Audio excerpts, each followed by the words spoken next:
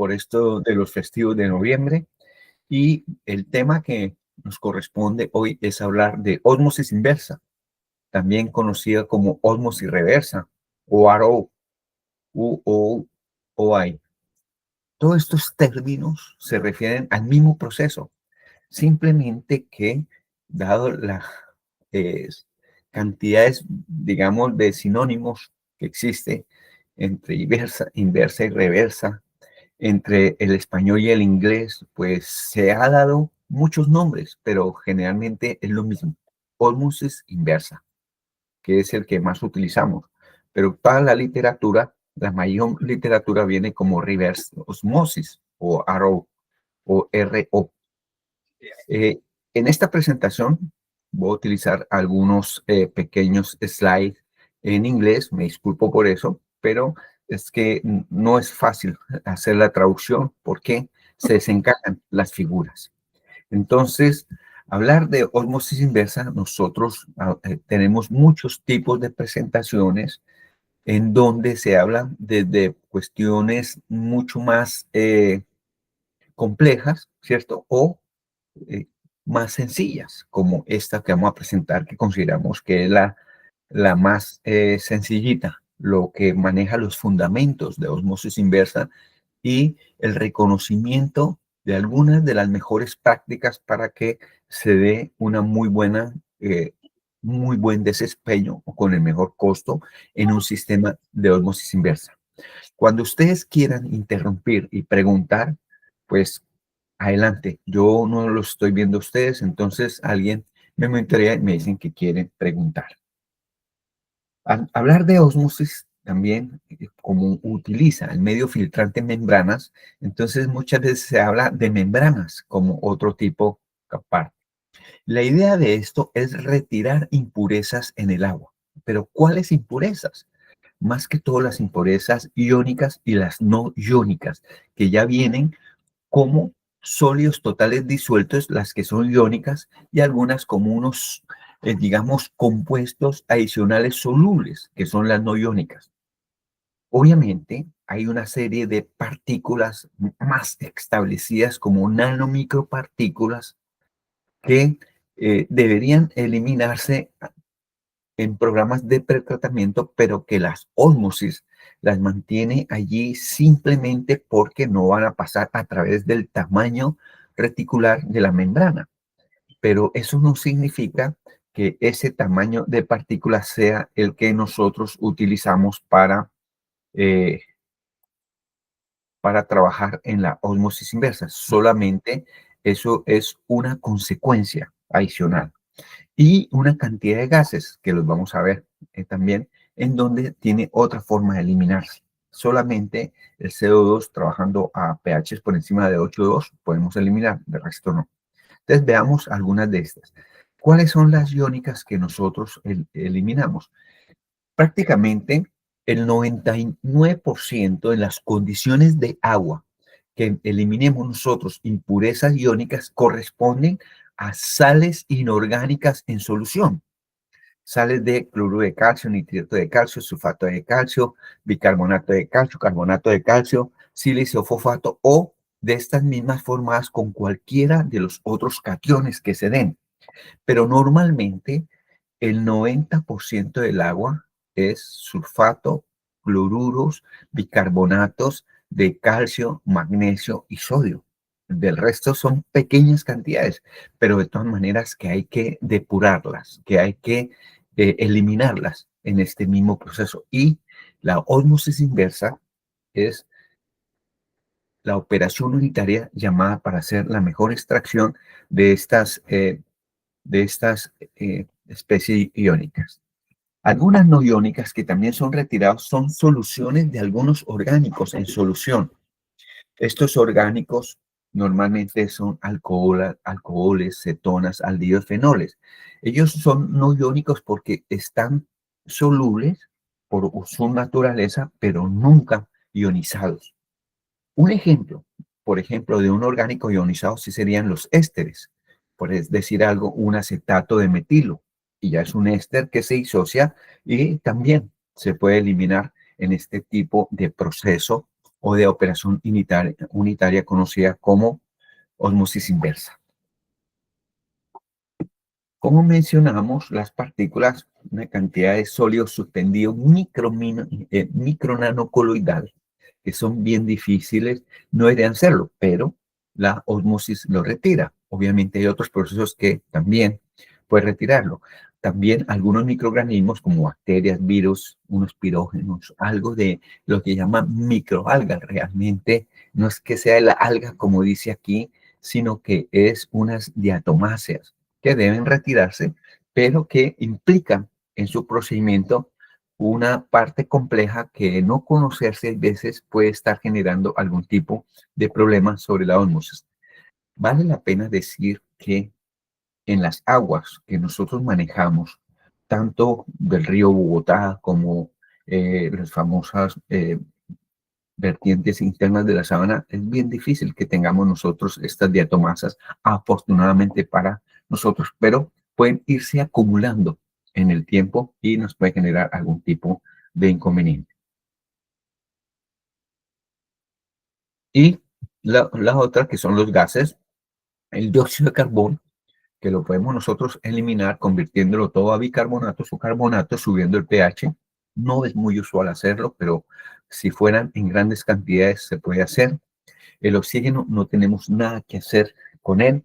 Él va a pasar, va a permear. El clorogas va a ser un, ¿aló?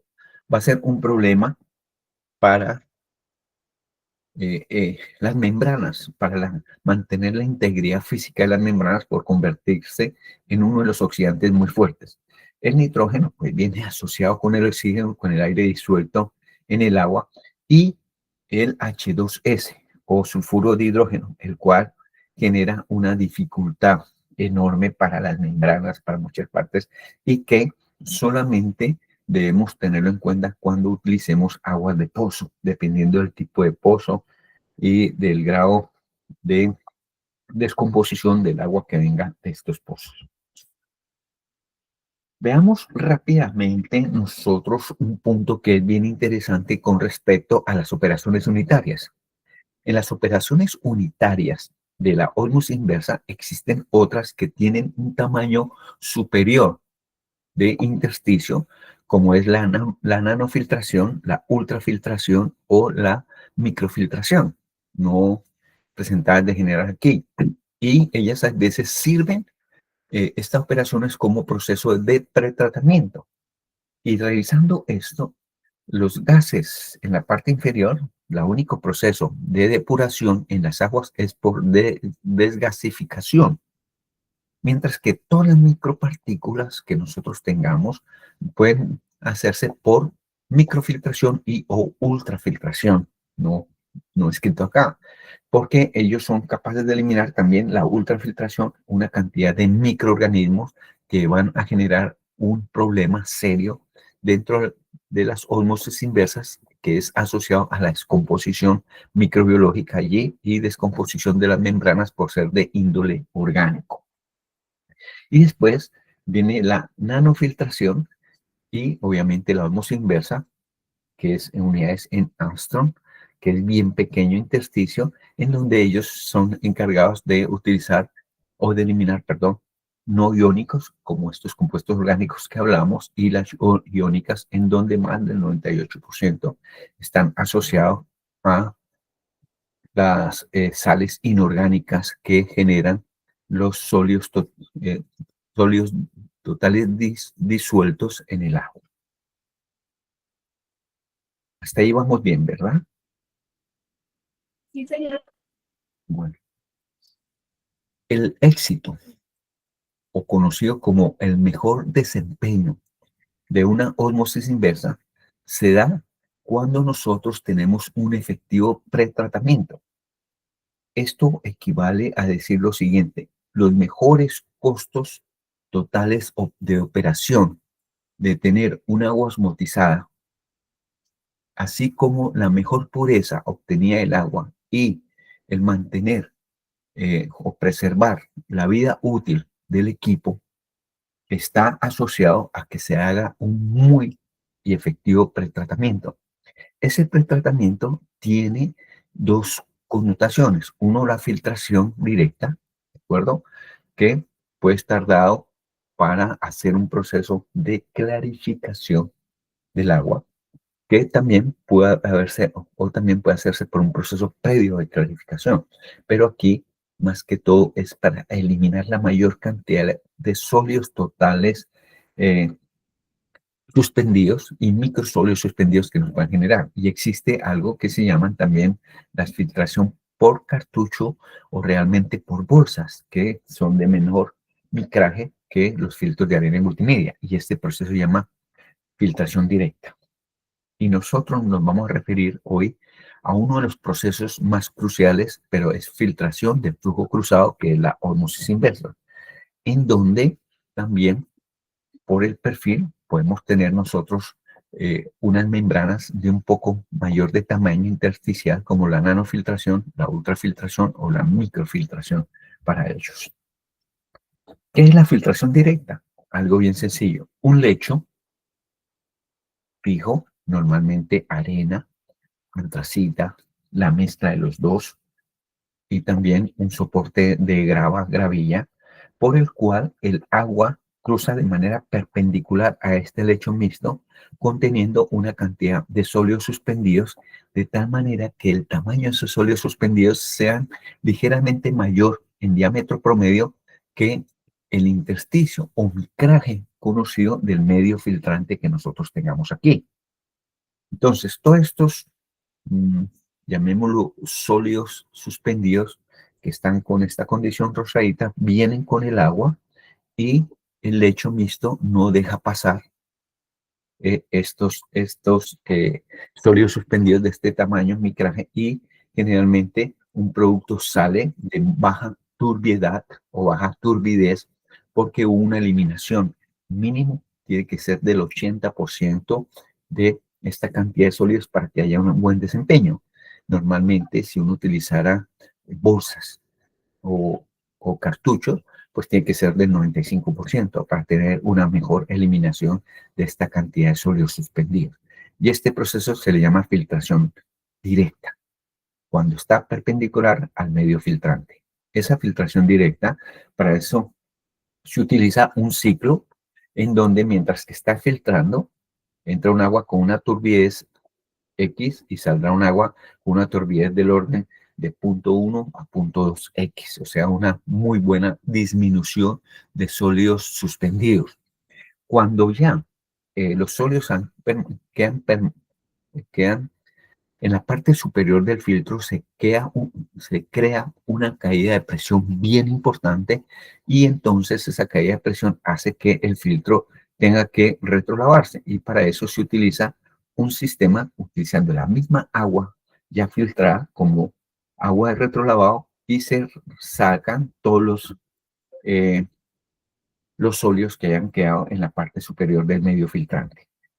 Esta fotografía muestra una batería buena, grande, de filtros multimedia de lecho mixto para obtener el primer paso, entre comillas, llamamos el primer paso, de depuración de un agua que vaya hacia un sistema de osmosis inversa. Aquí son filtros gigantes, grandes, porque son muy conocidos en plantas que operan por encima o que producen por encima de los 10.000 o 20.000 galones por minuto de agua para otras condiciones industriales o también para potabilización. Vale la pena mencionar aquí que normalmente el micraje de estos filtros es de 10 a 15 micras. 10 cuando son lechos mixtos, 10 micras, y 15 cuando son solo lechos de arena o antracita, o sea, lecho simple. ¿Qué significa que sean 10 a 15 micras? Que detiene todas las partículas mayores a esto. Si fuera el lecho mixto 10 micras, detiene solamente todas las partículas que sean mayores de tamaño, diámetro promedio de 10 micras. Si estas partículas son menores a este tamaño, pues pueden pasar el filtro. Y eso es lo que genera que aún tengamos nosotros una turbidez y que hacia adelante tengamos que utilizar algunos de los procesos de filtración cruzada. ¿Qué es la filtración en flujo cruzado o filtración cruzada? Que el medio filtrante ahora no es un lecho de arena o antracita o combinado, sino ahora es una membrana, generalmente de característica orgánica porque son hechas por polímeros. Y el flujo pasa cruzado y no a través de. Y bien importante es que cruzado se llama porque el flujo que va a permear va a ser esto. Y todas esas partículas que están allí, como en el caso de la microfiltración, se van a ir acumulando en la medida que pasan. Y existe algo que llama un proceso de permeado en donde esas partículas no pasan. Esto esencialmente es lo mismo que hace un MF o microfiltración, un UF o ultrafiltración o un NF o nanofiltración de igual manera lo va a hacer la ósmosis inversa, solo que no vamos a ver nosotros este tamaño de partícula para la ósmosis inversa, sino vamos a ver unos tamaños de partículas muy bajas. Muy importante hablar del tema de la polarización de la concentración de sólidos suspendidos o también sólidos disueltos en un proceso de filtración cruzada. ¿Por qué?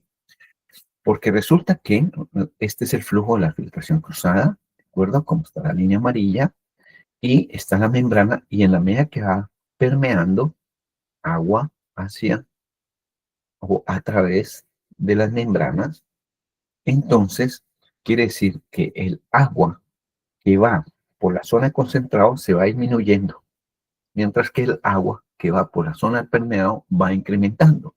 Eso hace que la velocidad del agua en la entrada de la zona de la zona de concentración sea menor o mucho menor que la velocidad del agua en la zona final donde va a salir el rechazo o el reyecto.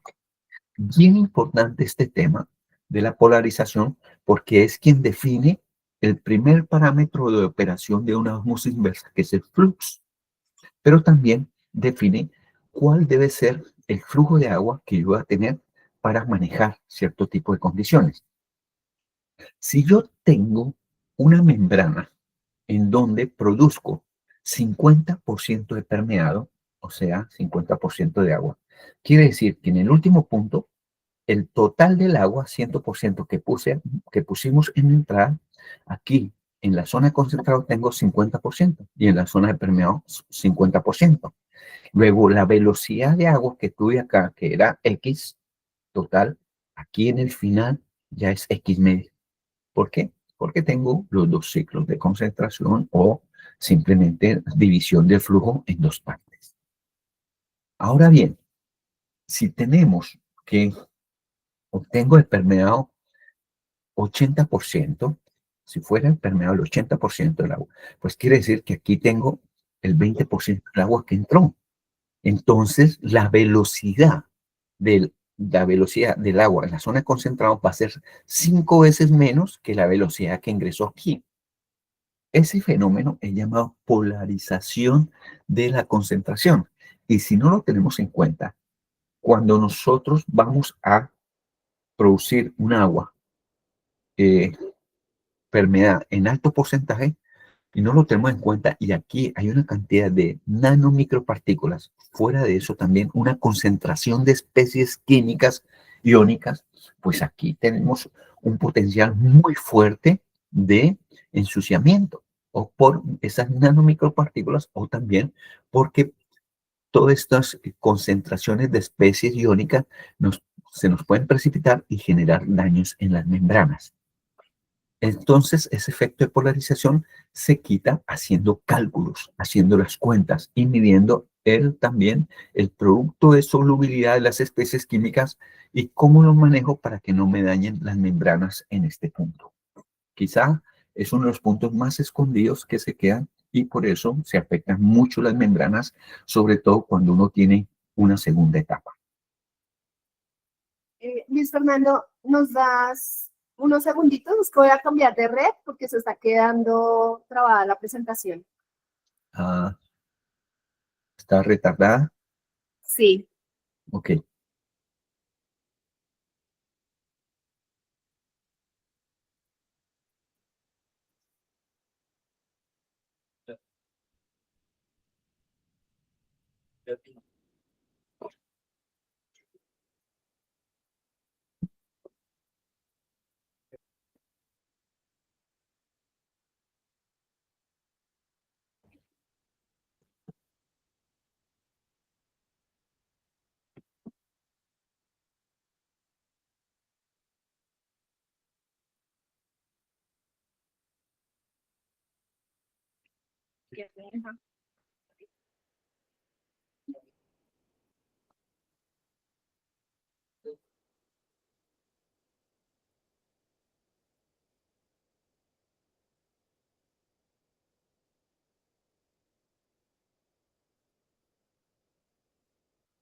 Porque, bueno,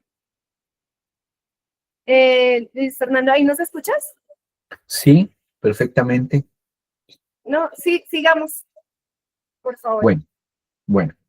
Entonces, aquí de este slide, muy importante saber que nosotros somos quienes controlamos las velocidades del agua entrando y saliendo para evitar o mejor manejar toda la parte de polarización de la concentración que vaya a generar daño, ensuciamiento en las últimas membranas que nosotros tengamos en un sistema de ósmosis.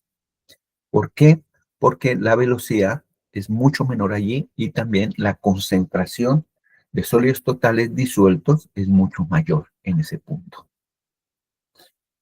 Entonces, muy importante que la velocidad del agua debe ser suficiente para mantener los sólidos en movimiento en todas las partes de las membranas, sobre todo la última membrana o las dos últimas, dependiendo de cómo se maneje.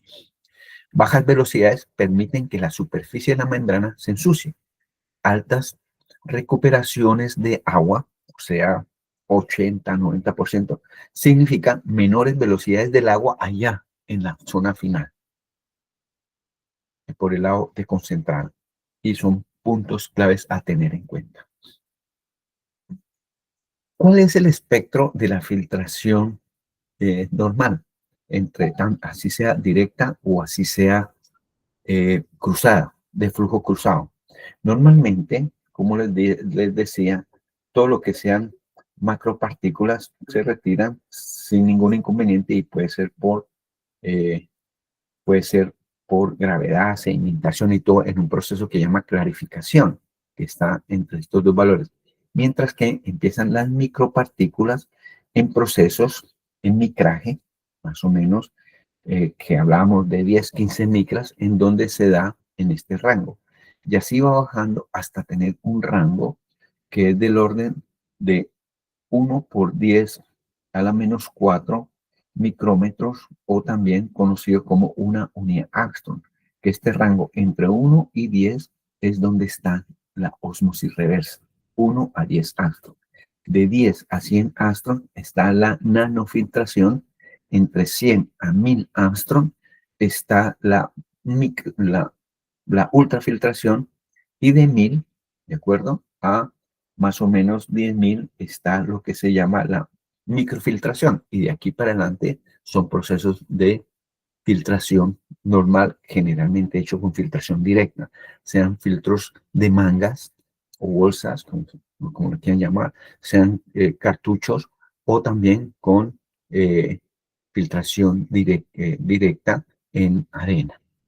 Dependiendo de ese tamaño intersticio, de ese orificio, microorificio, nanoorificio, ultra nanoorificio, pues es que se pasan una cantidad de especies químicas que han con el agua. Y noten ustedes que si estamos aquí en el límite superior de la ultrafiltración, pues él detiene todo lo que haya de aquí para hacia la derecha.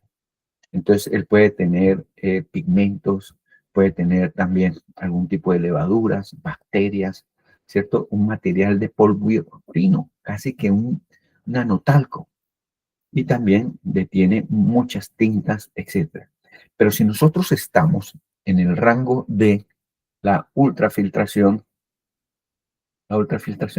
pues él puede tener todo este punto, como también algunos cationes, unas especies de virus. El virus, recuerda que es un organismo que genera algún tipo de potencia y es capaz de tener sílice coloidal, pero dejando pasar algunas partes. Y la nanofiltración detiene toda una cantidad enorme, mientras que la ósmosis debe tener todo, debe retenerlo todo entre comillas, porque no hay un proceso, no hay un proceso eh, ideal para esto. Tendríamos que tener una, un sistema infinito para que esto se diera a 100%. Entonces, ustedes pueden ver aquí ósmosis inversa, el patrón de nanofiltración, el patrón de ultrafiltración o perfil, el de microfiltración y luego partículas normales. Tienen muchas connotaciones para verse este espectro, pero esta es la mejor lámina de estos espectros. Y sobre todo saber que estamos utilizando un proceso físico de flujo cruzado para eliminar nosotros TDS, o sea, sólidos totales disueltos. Y entre menos de todas estas partículas anteriores a la ósmosis reversa, nosotros hemos retirado, el efecto de polarización será menor y más fácil nosotros podemos tener mejor recuperación de agua, lo que implica que todo lo que sea pretratamiento antes de la ósmosis es bien importante. Quiero mencionarles aquí que casi siempre, o más bien hoy en día, se utiliza bastante el UFRO, o sea, un arreglo UF y ósmosis reversa, y poco el NF, ¿cierto? El NFRO, o sea, nanofiltración y ósmosis. ¿Por qué no dijera? No, es que la nanofiltración me quita todo, pero la razón es que es fácil de obstruirse. En cambio, la ultrafiltración no obstruye tan fácil y tiene otros mecanismos. Además, que la ultrafiltración puede utilizar un tipo de membrana muy resistente a oxidantes, mientras que la nanofiltración y la ósmosis utilizan el mismo tipo de membrana que se deja oxidar. Esa es la razón para que casi no se utilice mucho este arreglo. Pero que no se utilice mucho no significa que no se utilice. Sí, sí se usa y con alguna buena frecuencia. A título de observar por tamaños a nivel de página, este sería un proceso que viene con las partículas después de pasar por un filtro directo con 10 micras. Y cuando sale, estas de 10 micras, después de pasar por microfiltración, o sea, 1 por 10 a la menos 3 milímetros, esto sería lo que saldría. Y después de pasar por ultrafiltración, 1 por 10 a la menos 4, esto sería lo que pasaría. O sea, noten que por lo menos no tenemos estas partículas amarillas, sino nos siguen algunas partículas azules que tienen que disminuirse, etcétera. Todas estas equivalen a lo que se equivale a microorganismos, virus y todo esto. Y después de la nanofiltración, nosotros sacamos todo tipo de partículas y dejamos solo algunas partículas de índole iónico y algunas partículas de índole no iónico.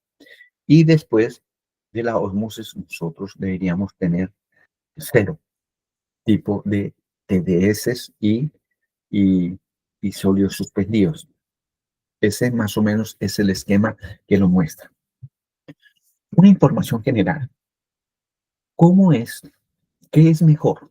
¿Ósmosis reversa o intercambio iónico? IX, perdón, significa ion exchanger, y así lo escriben los gringos siempre, no escriben la E. Por eso IX significa intercambio iónico. Y pues nosotros estamos pegados a ese mismo idioma universal. Entonces, ¿cuál es en sí la relación entre AURO y intercambio iónico? La relación está dada porque es más económico en costo de desempeño muchas veces. Y se dice que cuando tiene un agua por encima de los 250 o 120 de sólidos totales disueltos, ya es mucho más económico en costos totales de operaciones que están aquí en la ordenada. Trabajar es agua con ósmosis reversa ¿de acuerdo?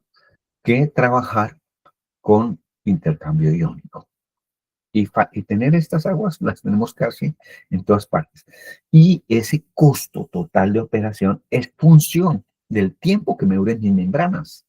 Si yo hago que mis membranas, por no tener claro ese efecto de la polarización por concentración, por no conocer mejores prácticas, por no tener bien diseñada mi osmosis inversa, y esto no me dura hace un año, pues los costos son gigantes. Pueden ser el doble a que la membrana me dure 2 años, ¿de acuerdo? O ya un 70% a que me dure 3 años, o más bajo, el punto de 6 centavos, a que me dure 5 años la membrana. Entonces significa que uno normalmente utiliza ósmosis reversa cuando tenga, hoy en día por encima de 200. Si uno tiene 200 de TDS, es más barato por ósmosis inversa, así le toque hacer un sistema de 2 pasos, 2 etapas. Mucho más económico en costos totales de operación, pero cuidando las membranas. Y las membranas que se creía hace unos 10 años iban a bajar su precio, no. Todavía tenemos membranas entre los 800 y los $1,000 por unidad. Entonces, cuidarlas, mantenerlas para que duren 5 años, que es un buen punto de quiebre, es muy bueno. Noten que en la medida que pase un año, ustedes se preguntarán, ¿qué pasa cuando yo tenga estas membranas 8 años? La gráfica es muy pegadita a esta color fucsia, ¿de acuerdo? Y no es mucho en los costos de operación y a veces nos va a generar una serie de inconvenientes. Muchas veces la pregunta es, es que yo, ¿por qué yo no puedo tenerlas a 8 años? Sí, claro, las puede tener a 8 años bien cuidadas y todo. Pero ya los costos no son tan importantes como saber que de pronto esté llevando unos mayores TDS en las membranas. Ok, entonces por eso el pretratamiento al que hablamos de osmosis inversa es bien importante. Este pretratamiento consta de un proceso de clarificación, ustedes lo tienen, utilizan creo que sulfato de aluminio, uno que otro polímero. Si el agua se pone mona o muy turbia, ponen un poquito de poliaminas para mejorarlo, y también utilizan algún proceso de oxidación para empezar a disminuir la carga biológica o microbiológica del sistema. Utilizan filtros de multimedia, después unos filtros de cartucho o también microfiltración, y de una vez un agua bien pulida, y que si tiene algún residual de clorogas ponen un metabisulfito o bisulfito de sodio para eliminar este exceso de oxidante que es mortal para las membranas, y ahí pasa a las membranas. Ese sistema depende de qué tipo de agua yo utilice, si es agua de río o agua de una laguna, depende de qué tipo de clarificación yo coloque y si tengo el sistema de filtros multimedia. Si el agua normalmente está por encima de las 80, 100 ppm de dureza como carbonato de calcio, es más económico utilizar un suavizador que hacer que las membranas vayan a manejar todo esto. Si ustedes tienen entre 20 y 80 de calcio, están muy bien y los costos se les va a reflejar. También, después de eso, unos filtros de cartucho, y muchas veces reemplaza por UF o NF para llegar a la ósmosis inversa. La idea de ese proceso es obtener una muy bajo índice de ensuciamiento. Ese índice de ensuciamiento se conoce como SDI. Este SDI es del inglés Silt Density Index. Ese significa que es un índice de densidad de la cantidad de sólidos asociados al cieno. El cieno es un polvillo muy fino que sale en forma de torta, en una forma de tortica pequeña. ¿Qué sirvió para esto? Este SDI, desde el punto de vista analítico, físico, es bien importante y suficiente para las membranas, pero podemos hacerlo también analítico químicamente en laboratorios, y se le conoce como índice de amarillez. Solamente lo mencionamos, no hablamos, pero se hace algo así como una especie de ver el color amarillo no visible para los ojos humanos, que son equivalentes. Entonces, el SDI se basa en la tasa de taponamiento de un filtro de 0.45 micrones hasta obtenerse 30 PSI. Y el tiempo que dura, dependiendo de eso, se hace un cálculo y obtenemos este SDI. El SDI se pide que para osmosis inversa, normalmente que requiera un promedio, 5 son suficientes si y solamente si no hay partículas que nos vayan a generar problemas y si nosotros manejamos el concepto de la polarización de concentración. Si no lo manejan, si no hay partículas que generen una serie de problemas como la sílice, por ejemplo, microsílice, nanosílice, que nos vaya a romper la membrana, este puede ser un buen SDI. Casi siempre en seminarios preguntan esto, oye, ¿por qué si en alguna parte 5 y nosotros nos piden menor de 3? Casi siempre la respuesta es porque si no manejan bien la polarización, ¿cierto? De concentración con esto de las velocidades de agua, esto que les explicaba, que no es lo mismo con 50% de recuperación de agua, o sea, 50% de permeado versus 80% de permeado. Si no maneja bien, lo mejor es este, SI menor de 3, ideal para prevenir el ensuciamiento. ¿Y qué pasa? Que la mayoría de los fabricantes de membranas dijeron no, el 5 no. Nosotros garantizamos nuestra membrana si el SDI siempre es menor de 3. Si el SDI es menor de 3, nosotros de lo contrario no. Entonces, en arreglos gigantes de membranas, donde ya no son 10, 15 membranas, sino que son 1000 membranas, pues ellos miran esto y dicen, no, espérate, mucho dinero en juego. Y por la gráfica que les mostré a ustedes de dónde están los costos operacionales, ya esa gráfica está actualizada al año pasado. Pues entonces resulta que ellos dicen, no, nosotros no respondemos por nada que tenga que ver con la parte física de la membrana si el SI no es menor de 3. Sin embargo, para todos los que operamos y los que hacemos los programas de tratamiento, queremos que ese SDI sea menor de 2 e inclusive menor de 1. Y si ustedes quieren llevar las membranas a los 5 años, pues es la parte, claro. Y saben que no es lo mismo tener unos costos operacionales de $1.20 a bajarlos a 5 años a 60 centavos de dólar. Entonces, esos son los puntos. Y para eso está este tema. Para eso se debe hacer. Y algo bien importante escrito aquí, se debe conducir una evaluación de campo, ¿cierto? O sea, en el sitio, como medida empírica de la tendencia de las membranas a ensuciarse al SDI. ¿Por qué? Mucha gente dice, no, yo manejo 5 y mi membrana tiene 5 años. Perfecto. ¿Recupera cuánto agua? No, es que recupero el 50% porque la sílice, perfecto. Pero que yo manejo 5 con SDI, 5 de SDI y recupero el 80% del agua, ¿cierto? Y tengo sílice 40, algo pasa aquí. Entonces, todos estos numeritos nos sirven a nosotros como un punto de guía bien importante para saber cuál es el desempeño. Y también, por esto de los costos totales de operación, es mejor esto aquí. Menos retrolavados, menos lavados químicos, más años de membrana y a esa grafiquita que esto se los va a copiar César a ustedes o lo tiene aquí grabado, pues van a ver que aquí es lo que hay dinero a largo plazo. Preguntas hasta ahí, por favor, comentarios. ¿Vamos bien? Luis Fernando, sí, yo tenía una inquietud. Ahí hablabas, por ejemplo, del cloro y nosotros usamos secuestrante de cloro. Sí. Se fue la voz. Gina, te perdí. Copiamos. Sí, quería saber si el cloro total genera el mismo impacto o daño que el cloro libre. Sí, mira, esa es una pregunta más para el final, pero de una vez la vamos contestando. Normalmente, si el cloro total que nosotros tenemos ya está combinado y que desde que no sea con amonio, ¿de acuerdo? No tiene ningún inconveniente.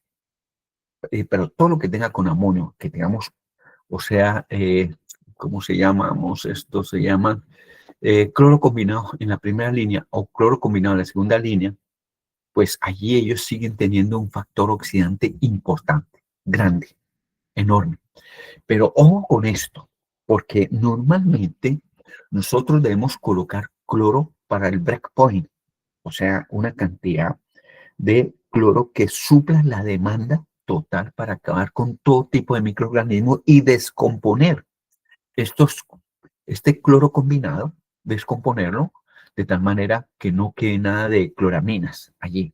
Y si lo conseguimos en el breakpoint, no importa que el cloro total nos dé un valor, porque ahí ya sabemos que no tenemos nada de algún tipo de cloro oxidante que pueda seguir afectando las membranas.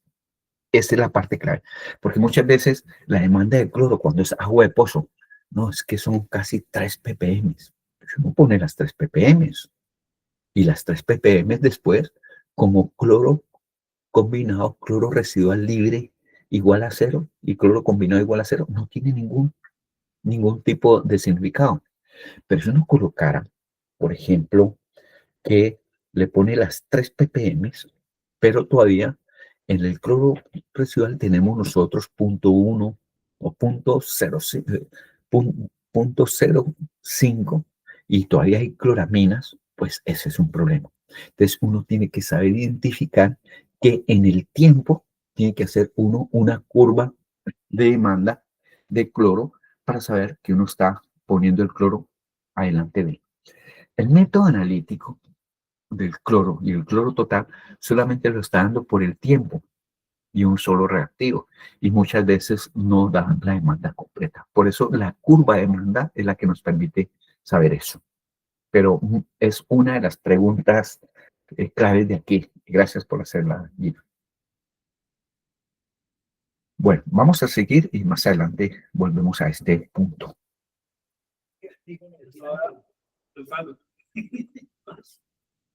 Bueno, esta es una película, pero no está funcionando. No está dando acá, en donde simplemente muestra cómo se hace un método fácil, pero más fácil si se hace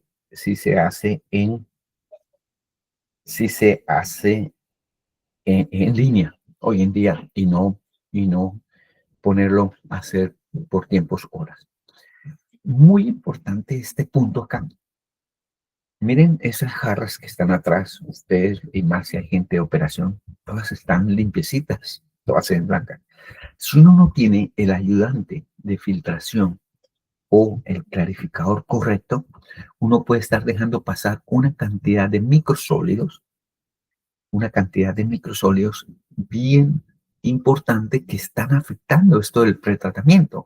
Y en ese esquema de una gráfica que les mostraba a ustedes, en donde se permite el paso de algunas partículas, eso nos va a afectar tremendamente en las membranas y nos va a afectar en esto de la polarización de concentración y va a generar problemas. Cuando uno tiene tanto ósmosis inversa como intercambio iónico y requiere un agua de muy buena calidad, lo mejor es tener el mejor programa de pretratamiento. Muchas veces no, el normal, el que inventó Nalco hace 100 años, sulfato de aluminio. Nalco significa National Aluminum Company, fue el Nalco 1 que existió, y pónganlo y ya. Pero de pronto se puede acompañar con un ayudante de filtración del agua. En cambio, que salga con una NTU o 2 NTU, ¿por qué no obtener un agua antes de la filtración con 0.5? Y si la filtración me tiene que quitar ese 80% de la turbidez, pues que me salga mucho mejor abajo. Y así sucesivamente. Y en no tener una muy buena selección y tener claro los criterios para hacerse el agua acá, sino decir, no, es suficiente, no, apenas. Y yo escucho, y eso no está mal, lo escucho bien. No, el agua está fina, el agua está cortando. Pero ustedes saben cuánto es ese color. Noten que yo hice un comentario aquí. No voy a volver aquí. Les dije que este SDI químicamente lo que genera es un índice de amarillez que se puede medir por un efecto de color con un reactivo que se hace. Ese índice de amarillez es una amarillez invisible al ojo. Entonces, ¿qué está diciendo esto? que nosotros necesitamos tener una clarificación, ojalá, para ósmosis, y está a punto de aparecer normalizado, que nosotros no tengamos más de 10 unidades de color allí, que tengamos una cantidad muy buena de remoción de este índice amarillez, de este SDI, para que las membranas corran mejor. Porque les decía que en la medida en que nosotros manejemos más bajo SDI, está el tiempo de duración de las membranas. Y con eso, los costos totales de operación. Esta grafiquita que muestra ahí, pues, la idea es aprender a trabajar eso. ¿Por qué entonces este pretratamiento nos da la mayor calidad de agua? ¿Qué significa calidad? La menor cantidad de micro nanopartículas, ¿de acuerdo? Con el más bajo SDI posible. Existen muchas aguas, ahorita el agua del río Bogotá, pero que viene con una cantidad de nanomicrocoloides que nos generan una cantidad de consecuencias en las membranas que muchas veces no lo vemos, pero que afortunadamente esta agua se deja cortar, que esta agua se deja trabajar, que esta agua se deja clarificar. Pero hay que hacer los esfuerzos para que sin mayor costo nos dé los mejores resultados. Eso hace que tengamos mayores intervalos entre las limpiezas químicas que tengamos que hacer sobre las membranas, inclusive sobre los filtros. Reducir los reemplazos de membrana con menores costos de químicos para la protección de las membranas por efecto de la polarización, incrementar también su capacidad o su desempeño. Ok, hasta ahí hemos hecho un preámbulo de esto. Por eso le decía a César que necesitamos las 2 horas, porque cuando uno habla de ósmosis, que es lo que entrar a hablar ahorita, pues es mejor entender todo lo anterior. Si no se entiende, realmente nos vamos. No entendemos a medias lo que es esto. Entonces vamos a hablar de fundamentos de ósmosis. ¿Qué es la ósmosis? ¿De acuerdo? ¿Qué es ósmosis? Ósmosis es una de las propiedades coligativas de la materia. Eso sonó duro, ¿verdad? Como para cobrar más. Pero la propiedad coligativa de la materia dice que cada vez que se tiene en movimiento un solvente, que están separados a través de unas membranas semipermeables, ¿cierto? Simplemente el solvente va a pasar a través de esa membrana para buscar equilibrar su concentración con una solución que esté más concentrada del otro lado de la membrana. Eso es lo que ocurre con nosotros, con la parte de nuestras venas, ¿no? Con las partes de nuestra parte muscular o fibrosas normalmente. Esa es la forma como nosotros llevamos el alimento y las proteínas a muchas de las células, simplemente manejando el proceso de la ósmosis. Las otras propiedades, para mencionarles a ustedes de las propiedades coligativas, es también el cambio de la temperatura de ebullición o el cambio de la temperatura de fusión como función de especies químicas solubles allí. Pues la ósmosis es eso, simplemente, veámoslo acá, observen ustedes muy bien, este es el proceso natural de la ósmosis. Excelente, voy a volverlo a pasar, si ustedes están observando la pantalla, espero que estemos en tiempo real. Simplemente tenemos una membrana semipermeable. Esa membrana semipermeable, normalmente el intersticio es del orden de un Armstrong en el cuerpo humano, pero nosotros en la vida real también lo hacemos de ese orden. Y tenemos 2 soluciones, un agua pura y tenemos un agua concentrada en especies químicas. Por efecto natural, el agua pura va a querer pasar a través de esas membranas hacia el agua concentrada para equilibrar sus concentraciones, creando algo que se llama una presión osmótica. Y de ahí viene el proceso. Miren, aquí está. ¿Observan? Esa presión osmótica se genera porque resulta que el agua va a pasar hacia el otro hasta que queden la misma cantidad de concentración acá y la misma concentración del lado derecho, de tal manera que se consume el agua a este lado y esto genera una presión osmótica, que ahorita la vemos de otra manera. Si tuviéramos esto separado, como normalmente pasa en la parte natural. Ahora veamos cómo es la ósmosis reversa, la ósmosis inversa. Veamos la película.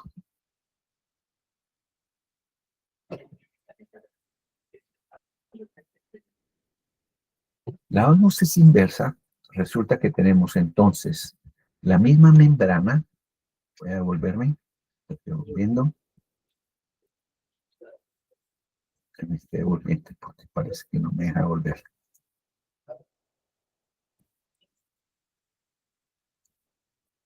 Sí, yo creo que la película no me deja volver.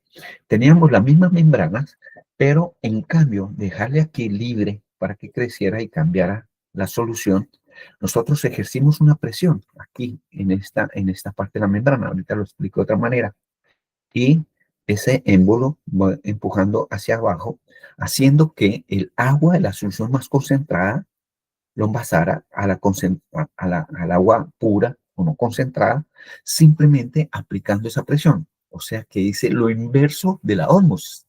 Dice el paso contrario de la ósmosis. O sea, genera una presión aquí. La presión que tuve que colocar aquí es una presión neta que venció la presión osmótica, ¿cierto? Más una presión adicional por pérdidas de carga de presión a través de una cantidad de elementos e instrumentos y sobre todo a través de la membrana. Y esa presión es bien importante trabajarla y entenderla para saber cómo se comporta esto. Pero en sí, esa es la presión osmótica. Y que en la medida que tenemos diferentes iones, la idea es que nosotros cuando tengamos ósmosis inversa aquí, separamos todos los iones y aquí pasará alguna pequeña, muy pequeña cantidad de algunas especies químicas que se nos pasan por difusión o difusividad, que vamos a hablar. Entonces veámoslo ya en este esquema, más fácil, sin movimiento. Tenemos la membrana semipermeable con un intersticio del orden de un Armstrong, alrededor de un Armstrong, y un agua pura, llamémosla pura, es libre de sales y una solución concentrada. Entonces el agua va a pasar hacia allá y le vamos colocando más agua aquí, le vamos colocando más agua aquí, de tal manera que como entra más agua a través de la membrana, pues aquí genera esa cabeza osmótica. Esa cabeza osmótica que se le conoce como pi, el mismo signo griego que utilizamos nosotros para la constante esta en los cálculos de una circunferencia. Entonces, esta presión osmótica es bien importante porque es la que nos define qué hacer. ¿Para qué? Para que si yo venzo, ahora esta parte, yo hago que llega al punto donde venzo esa presión osmótica y tengo una condición de equilibrio, ¿vale? Una condición de equilibrio. El agua me está pasando a través de una membrana y si la supero, para poner una presión neta, la supero un poquito, pues el agua va a fluir hacia arriba. Y aquí el dibujo me gusta porque uno no sobrepresiona, sino cambia un poquito de esto. Y salimos con agua pura. Es muy importante volver a hablar de esta presión aplicada como diferencia de la presión osmótica, porque la presión osmótica normalmente es una PSI por cada 100 de sólidos totales disueltos.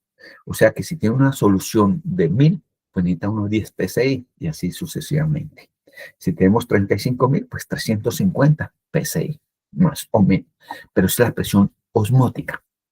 Y la neta, hay que ponerle entre 20 al 50% dependiendo de una cantidad de condiciones, arreglo, etcétera, de tal manera que me dé reversa o inverse, ¿está bien? Que crea una condición contraria para que se me dé aquí la osmosis inversa y otra para vencer todos los accesorios que yo tenga.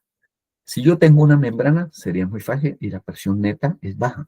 Pero si tengo 20 membranas, la presión neta tiene que ser esto. Y además tengo una cantidad de arreglos de uno y otro lado, pues tengo que calcular esa presión. Ok. Esa membrana semipermeable esa membrana no, es una película de poliamida llamada TFC, que es una película delgada de un compuesto de poliamida, TFC, ¿de acuerdo? Thin Film Compost. Es tan pequeña que tiene 0.2 micras, es bien pequeñita, o sea, es bien fina, bien pequeñita. Para que tengan una micra, es la milésima parte de un milímetro, o sea, es bien pequeñita. Después viene una película de refuerzo llamada polisulfonada, que es macroporosa, en donde esta mide 40 micras. Y después viene una película totalmente de refuerzo general, que es de polivinilbenceno de 120 micras. O sea que el total del hilo, el total de la membrana, este es el TFC, pero el total serían 162 micras, 162 micrones, o sea, 0.16 milímetros, 0.16 milímetros. O sea, es pequeñita, bien pequeña, pero la membrana es muy pequeña, es invisible. El ojo no es capaz de ver esto. El ojo es bien difícil para ver 0.04 milímetros, como se acá también. Muy difícil. Ok, aquí ya en una 10.000X, una fotografía. Esta es la membrana, esto que está aquí arribita, esta es la polisulfonada y este es polivinilbenceno. Esta película. Porque esta le da resistencia mecánica, esta es la conjunción de resistencia entre esta y la lámina o la película bien pequeñita. Entonces, esos son los compuestos de la membrana. Entonces, la capa que hace todo el trabajo es muy resistente, muy resistente, pero es sumamente delgadita. Ella es la que va a detener que no vaya a pasar ningún tipo de sales en solución. Esta es la membrana, veámosla ahí. Este es simplemente la línea verde fluorescente, es el TFC. Después la grisácea es la polisulfonada y después esta café es la de refuerzo, divinilbenceno, ¿vale? Entonces, si yo coloco dos láminas de esa, una al lado del otro, me queda este tipo de lámina. Ahora le pongo un sello interno, mírenlo, y le pongo con un tapón para darle la dirección, le pongo un pegamento a el tubo donde va a descargar el agua permeada, un tubo concéntrico, después le pongo una línea de pegado, ¿cierto?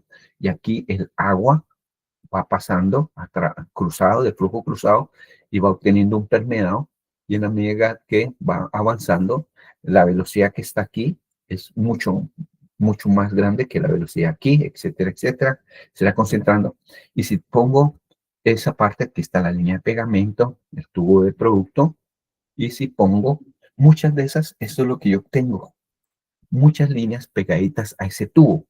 Realmente esto es una demostración muy importante que entre dos membranas puestas, dadas para tener el tubo de intersticio que es del orden de 0.6 milímetros, bien pequeñito. Hay unos de 0.8, pero hoy vienen 0.6. Se pone un separador. Este separador, bien importante, es una mallita también de resistencia. Y después lo que hace es que se envuelve, se enrolla a través del tubito, más o menos de esta manera, para enrollarse y obtener lo que conocemos nosotros como una membrana. Aquí, lo que les dije, el canal de alimentación es siempre muy delgado, 0.6, 0.8 milímetros, pero más que todo 0.6. Y aquí se ve la membrana enrollada, ¿cierto? Enrolladita, todas estas laminitas, formando algo que se llama una unidad. Y por esta unidad, por estar así enrollada, se le llama elemento en espiral.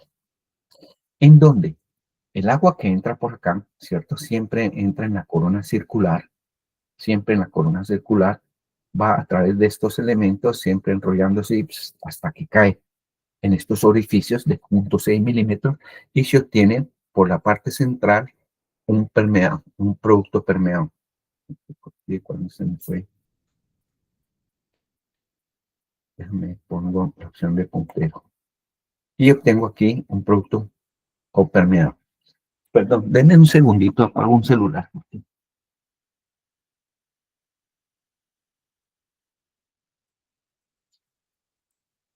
Gracias. Me disculpo. Y aquí, en la alimentación, lo que no permea se va con el concentrado. Y recuerden, al final de esto se tiene una polarización de concentrado que nosotros debemos manejar. Aquí se ve también este cuadrícula que es simplemente los separadores. Aquí se ven las membranas y se ve más o menos cómo hace ese flujo cruzado hasta obtener ese permeado y al final el concentrado seguirá membrana tras membrana, membrana tras membrana hasta que va a salir a un punto de rechazo. Ya vamos a ver algunas configuraciones. Creo que esta es la mejor gráfica de explicación de una membrana. Lo mismo, el permeado yo lo puedo sacar hacia arriba o hacia abajo, pero el agua alimentación tiene un solo sentido y va permeando, vean, aquí llega al orificio. Pero, ¿quién me da a mí la dirección? Que aquí tengo que poner un tapón, que lo vimos en este ejemplo, quiero ponerlo otra vez.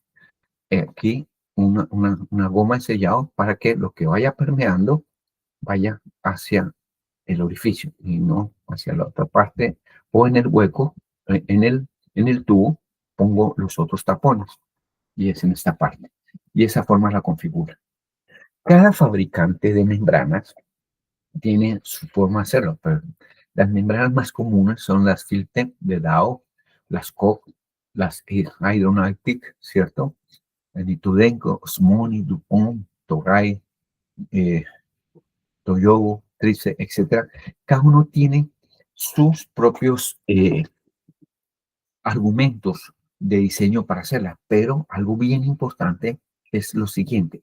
Existen dos tipos de membrana hoy en el mercado, pero para aguas ya no se utiliza la de acetato de celulosa o la CA, o sea, porque esta es más de la parte personal, sino se utiliza la TFC, que es una película muy fina de poliamida y que tiene un rango de operación pH entre 2 y 11. Esa es la razón por la cual los químicos utilizados para limpieza química en la membrana, en lo que es la limpieza ácida y la limpieza alcalina, tienen que tener unos buffers que les permitan nunca bajar el pH, inclusive algunas vienen de 3, para que no vaya a generar ningún tipo de daño, o hidrolizar la membrana. Tienen sus presiones de operación, cada una. Tienen también el máximo CDI, miren, aquí hablan de 5, hoy en día ellos todos hablan de 3. Y tienen algo que llama el flux. El que no maneja el flux pierde. El flux 15 a 25 galones por día por cada pie cuadrado de membrana. Recuerden que cada membrana hoy en día es estándar y tiene 400 pies cuadrados. Y si no se lleva el flux, no podemos nosotros manejar el concepto de la polarización del concentrado. Y esa es la medida que nos permite. Ya ahorita lo vamos a ver. La resistencia a las bacterias también. También la tolerancia al cloro. Hoy estas hablan de 0.02, pero no hay cómo mantenerles en 0.0. Ese es cloro residual libre, no cloro total. ¿Verdad? Es cloro residual libre siempre y cuando se garantice que no hay nada de cloro combinado. Los cloro combinados, las famosas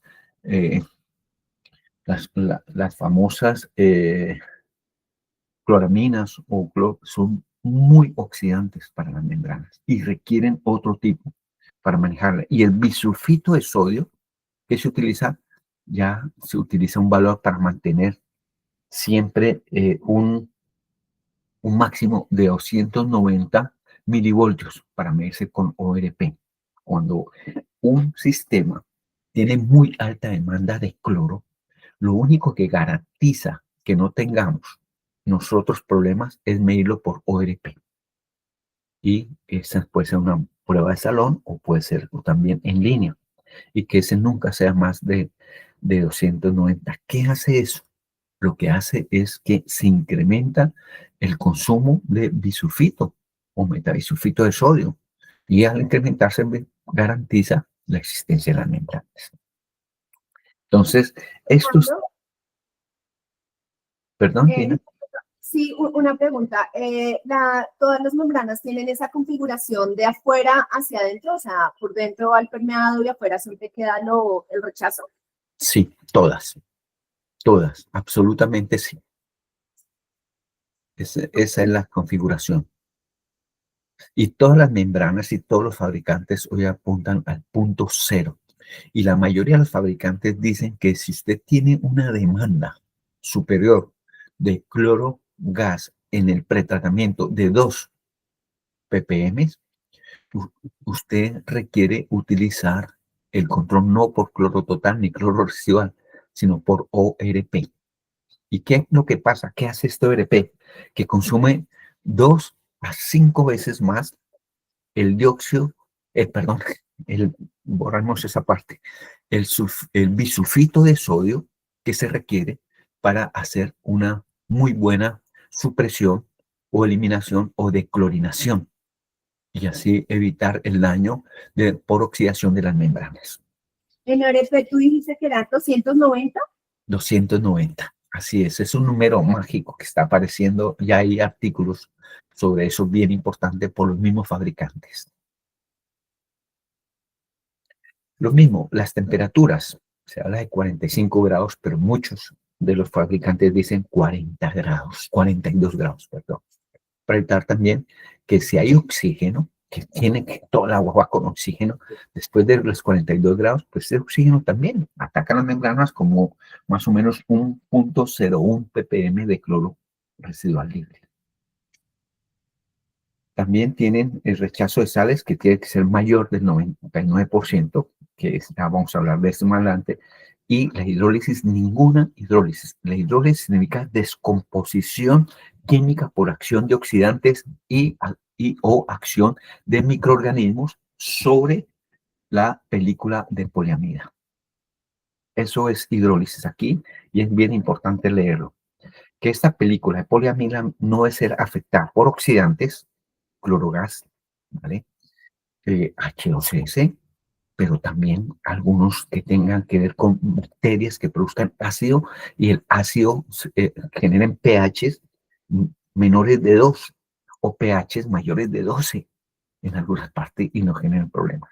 También la hidrólisis, el exceso de químicos, si no manejas la limpieza química correcta, las puede degradar. Y la compactación a 3 años, que es este otro punto, la compactación a 3 años, que significa que la presión neta que ustedes aplican sobre la membrana tiene que ser bien calculada. La presión osmótica más todo lo que vence. Ahorita vemos la ecuacióncita, lo más sencillo. Y dejé para lo último esta del flux. ¿De acuerdo? Galones por pie cuadrado, que les decía, nosotros debemos manejar este flux. Porque si no lo manejamos, pues nosotros no manejamos muy bien esto de este concepto de la polarización de concentración de especies químicas. En otras palabras, puede tener la mejor membrana, el mejor programa de tratamiento y todo, pero resulta que no necesitaban tanta agua y ponen la membrana a trabajar más despacito. Y esto está por debajo de este valor, pues las especies químicas, la velocidad al final de las membranas, porque ha permeado, es mucho más bajo y se le puede ir obstruyendo. O por las micro nanopartículas, o también porque se está teniendo una cantidad de sales que están separando, en donde el producto de solubilidad de esas falsas, o sea, la facilidad que se precipiten, va a ser un hecho y ahí se pueden ir. Ok, lo mismo aparecía años atrás. De acuerdo que esta es comparada con otros. Luis Fernando, Sí, adelante. ¿tú puedes hacer un refuercito sobre la definición del concepto de flux? Sí, lo vamos a hacer aquí, ahorita, ¿vale? Perfecta pregunta. Vamos a hablar entonces de la terminología. Siempre se utiliza este símbolo para decir que hay un alimento, un concentrado y un permeado. un rectángulo o una diagonal representa que se tiene una membrana. ¿Qué es el permeado o el producto? Es el agua que ha pasado a través de la membrana. Ese es permeado o producto. ¿Qué es el rechazo concentrado salmuera? El agua que no pasa a través de la membrana. El porcentaje de rechazo de sales es un indicativo de que también la membrana previene que los sólidos pasen a través de ella. Aquí me faltó poner rechazo de sales. Y el porcentaje de pase de sales, pues es lo que 100% menos el rechazo. Y es bien importante manejar estos 4 conceptos. Bien manejados estos 4 conceptos. Y uno que los maneje no significa que uno no tenga que observar que ya hacen parte del proceso de diseño de cada membrana. Y uno de los problemas más serios que dañaron las membranas en Latinoamérica en todos los comienzos del año 85 al 92, donde vinimos a hacer todo un trabajo importante, es que la gente dice, oye, si eso para 70%, no, para que recupere 90% de permeado. 90% de permeado, pues da 10 ciclos de concentración en la membrana. Y con 10 ciclos, esta polarización de los sólidos y fuera de combate, rapidísimo el daño en las membranas, porque se superaba.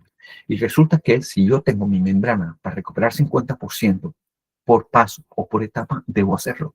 Si tengo mi membrana para 80, ese es lo que tengo y es lo que me limita. Y cada punto va a ser bien importante para hacer eso. Y quien maneja, disculpen la palabra rata, me envió pasar, es tasa de flujo de permeado o velocidad de flujo de permeado. La palabra que más genera el punto clave de esto se llama flux, y este es el flux. El flux es el flujo que pasa a través de un pie cuadrado de membrana por día. O sea, en un día, este es un pie cuadrado, aquí tiene que permearse un galón. Y ese flux en todas las membranas es 15 a 25 galones por cada pie cuadrado día. ¿Qué significa esto? Exactamente como un vehículo. Dice, este carro debe manejarse entre 20 a 100 kilómetros por hora. Si usted lo maneja en menos de 20, puede que tenga mayor mayor consumo de combustible, etcétera. No tanto aplica para el carro, pero si maneja por encima de 100, la fricción del motor no es la misma, el aceite que lubrica no es el mismo y le va quitando vida a la parte.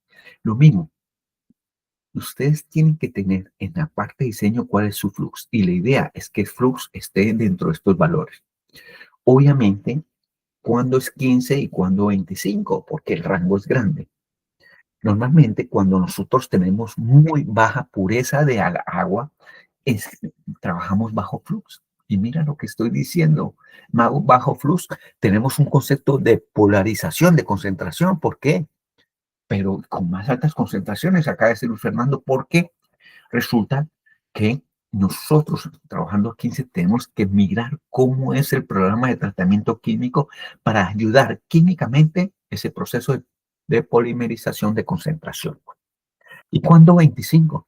Un agua bien pretratada, muy, muy bien pretratada, que tiene CI fácilmente menor de 1,5, 2 o 1, llegando a 25. Y ustedes pueden recuperar el agua. Sí, y solamente sí, las especies químicas lo dejan. Aplica para Bogotá, para toda la zona andina, pero no aplica para el Pacífico. La razón que en las áreas del Pacífico nosotros tenemos sílice muy altas. En cambio, en las otras zonas tenemos sílice baja. Y resulta que uno de los problemas serios de las membranas es la sílice. Entonces, por esa parte se maneja de otra forma. Entonces, este es lo que se conoce con el nombre de flux. Flujo de permeado. Ok. Entonces, hay que recordar que la velocidad de flujo mínimo tolerada por cada elemento debe dárselo en esta parte y eso lo va a definir el flux y si no nos toca químicamente trabajarla, pero que eso no se da sino en 1 o 2% de los casos. De resto, si se cumple eso, se va. El flujo a través de las membranas es influenciado también por la presión. O sea, si no hay presión, pues no hay membrana. Ok. Otro aspecto importante es el pase de sales o transporte de sales. Toda membrana, su desempeño se mide por la conductividad del permeado. La conductividad del permeado es una medida indirecta, pero que da bastante significado de la cantidad de sólidos totales disueltos que pasan con el agua. Esa cantidad de sólidos disueltos con el agua se llama paso de sales. Y lo que no es paso de sales se rechaza ya en la parte de salida de rechazo de agua. Pero resulta que el proceso no es ideal, 100%, necesitaríamos muchas membranas para hacerlo. Pero existe una cantidad de sales que se transportan por difusión. Es uno de los fenómenos termodinámicos químicos más importantes. Y esto depende de la temperatura, de la concentración de sales. Y también habla, pero no está escrito, sobre la presión. ¿Cómo la temperatura? Resulta que sales como el cloruro de sodio, de calcio, la mayoría, a mayor temperatura son más solubles. Entonces, ellos, al ser más solubles, acercando a la membrana, puede existir un proceso de difusión a través de la membrana. Y más, ¿cómo se hace el proceso de difusión? No es lo mismo que yo tenga 2 moléculas de cloruro de sodio a que tenga 1000 o 10.000 moléculas. Pues la posibilidad o la probabilidad de difusión es más alta. Entonces, es función de esta parte. Y siempre vamos a tener nosotros una conductividad, no vamos a tener nosotros un agua de conductividad 0.545, ¿no? Que es la más baja, ¿no? Vamos a tener ese 0.0545, no la vamos a tener, sino que siempre va a haber un mayor de ese valor. Entonces, el pase de sal a través de la membrana es principalmente influenciado por su concentración y la temperatura. ¿En dónde tenemos más concentrado nosotros? Al final de las membranas, ¿cierto? Y por eso las temperaturas, cuando hablamos de la hidrólisis por alta temperatura, resulta que si nosotros manejamos más bajas temperaturas, nosotros tenemos mejor probabilidad de evitar el pase de membrana. Para todas las sales, menos para una, que es la sílice. La sílice es la única sal que su solubilidad es inversamente proporcional a la temperatura. Entre más fría, más soluble. Entonces, ella se difunde en condiciones frías. No es el caso para ustedes en la zona de la sabana, afortunadamente por baja sílice, y también, o si no, la temperatura allí sería un poco completa. Pero sí es el caso de muchas zonas en el norte de México, en Perú, en Chile, en donde ya hay que hacer un proceso de precalentamiento para mantenerlas y evitar ese proceso de infusión.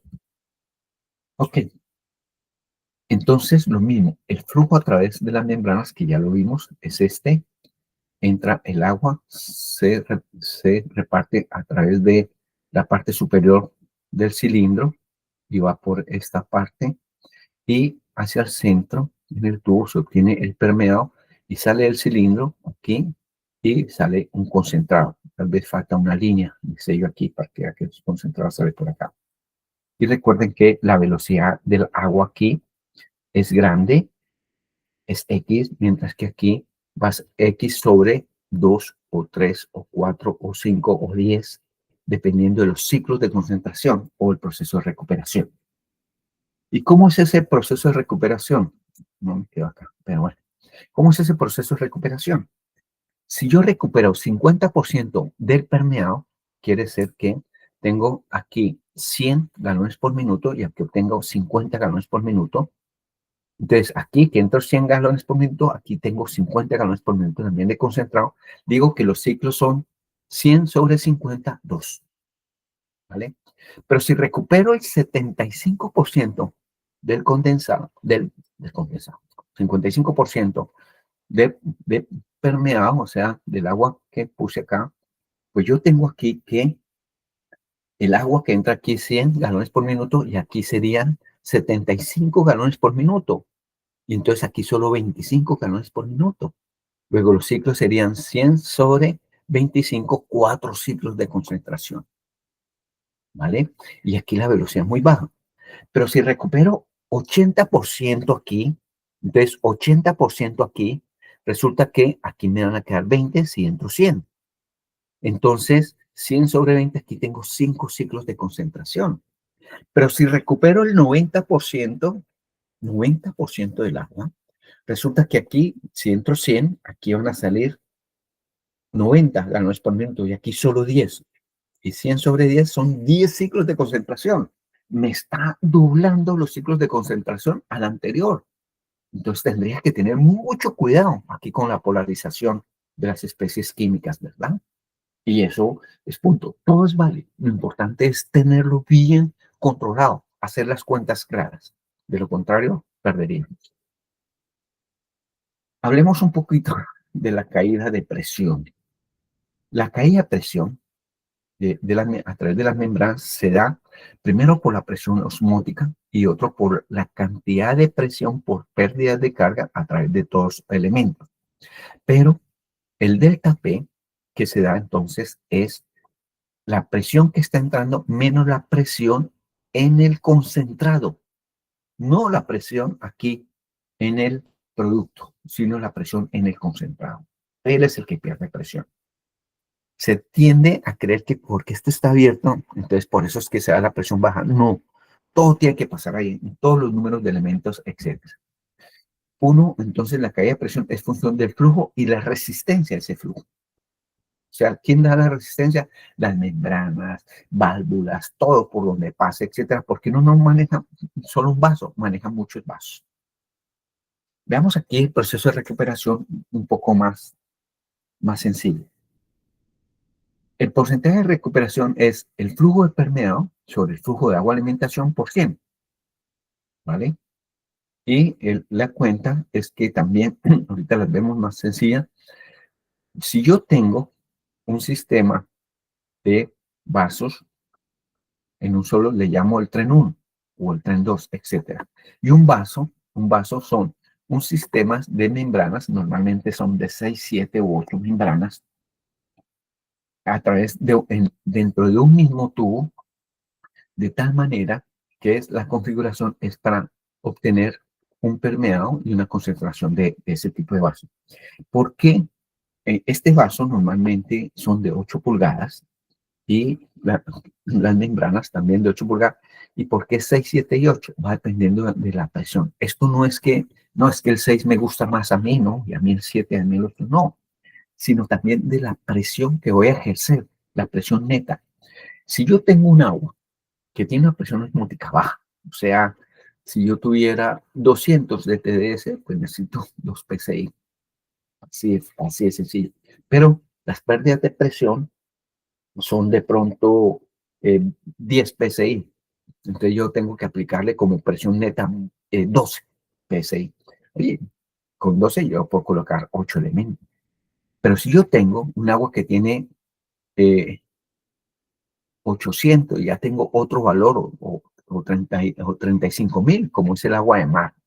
Ya necesito 350. Oye, no le pongo aquí 8 elementos ni 7, le pongo 6, inclusive muchas veces 5 elementos, para que no tenga que poner tanta presión aquí que me va a generar ¿cómo se dice? Compactación de las membranas.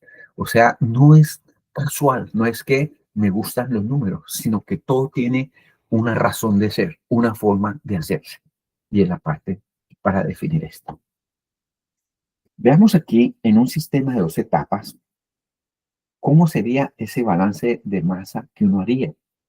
Ese balance de agua que uno llevaría. Porque muy pocos lo hacen.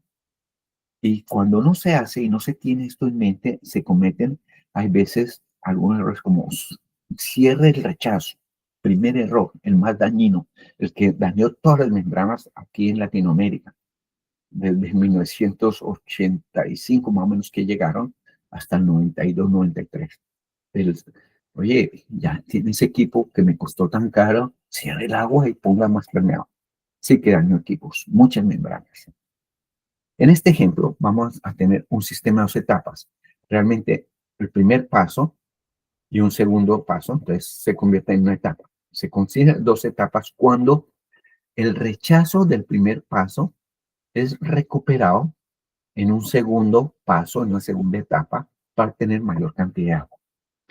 Aquí el mejor ejemplo es que estoy alimentando 100 galones por minuto con una salinidad de 1000 ppm. Entonces, en el primer paso tengo 50 galones por minuto y 50 galones por minuto con 100 ppm de sales. Resulta que en este primer paso estoy recuperando el 50% del agua, pero tengo un pase de sales de 100 ppm. Luego el rechazo de sales tiene que ser el rechazo de sales aquí tiene que ser 900 ppm, ¿vale? 900 ppm. 900 ppm. Bueno, resulta que ya el segundo paso viene en 50 y recupero el 50% adicional del segundo paso, o sea, 25 galones por minuto. Y lo sumarizo no solo, 25 de la segunda etapa más 50 de la primera me da 75 galones por minuto acá. Pero aquí resulta que las especies químicas que me salen, como tiene 2 ciclos de concentración, ¿cierto? 2 ciclos de concentración, porque meto 100 y saco 50, 100 sobre 50 da 2. Entonces, aquí las especies químicas se me duplican, o sea, 2000 ppm. Pero resulta que aquí aparecen 1900 ppm. ¿Por qué? Porque aquí ya se fueron 100. Se me duplicaron, pero aquí estoy sacando 100. Se me duplicaron las que no pasaron allá, las que rechacé. Entonces obtengo 1900.